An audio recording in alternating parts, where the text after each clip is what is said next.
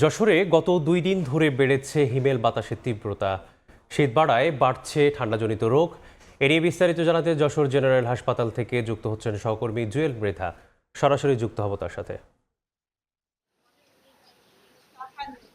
গত কয়েকদিন ধরেই তাপমাত্রার পারদ কিন্তু যশোরের নিম্নমুখী এবং আজকে সেই তাপমাত্রা রেকর্ড করা হয়েছে সকাল ৬টায় ১২ ডিগ্রি সেলসিয়াস।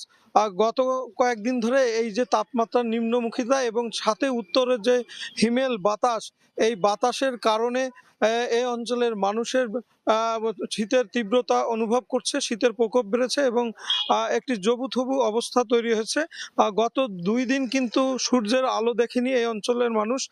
তবে আজকে সকাল ৮টার দিক থেকে সূর্যের দেখা মিললেও আসলে তাপ কিন্তু সেই আকারে বাড়েনি। এখনো মানুষ কিন্তু শীত অনুভব করছে এবং এই শীতের কারণে আ রোগীর সংখ্যা বিভিন্ন বয়সের রোগীর সংখ্যা বাড়ছে। বিশেষ করে সর্দি, কাশি, নিউমোনিয়া রোগী আক্রান্ত হচ্ছেন। আমরা যশোর জেনারেল হাসপাতালে খোঁজ নিয়ে জেনেছি যে যশোরের যে জেনারেল হাসপাতালের শিশু ওয়ার্ড, সেই ওয়ার্ডটি ২৪টি বেডের ওয়ার্ড এবং সেখানে ভর্তি আছে ৬৫ জনের উপর রোগী এবং প্রত্যেকটি রোগী হচ্ছে ঠান্ডাজনিত রোগে আক্রান্ত এবং শিশুদের একটি বড় অংশ নিউমোনিয়ায় আক্রান্ত হয়েছে।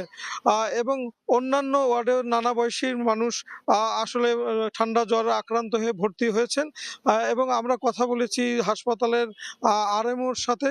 তিনি আমাদেরকে জানিয়েছেন এই শীতের কারণে বেশ কিছুদিন ধরেই রোগীর বেশ চাপ রয়েছে। বিশেষ করে আউটডোরে প্রতিদিন প্রচুর পরিমাণে রোগী আসছে, যারা প্রাথমিক ট্রিটমেন্ট নিচ্ছেন, ডাক্তারদের কাছ থেকে পরামর্শ নিচ্ছেন এবং বাসায় চিকিৎসা নিচ্ছেন।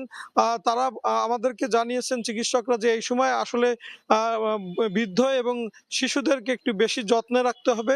গরম পানিতে গরম কাপড়ে রাখতে হবে এবং গরম পানি খাওয়ার পরামর্শ দিয়েছেন তারা। যশোর থেকে এই ছিল আমার কাছে সর্বশেষ। যুক্ত ছিলাম যশোর থেকে।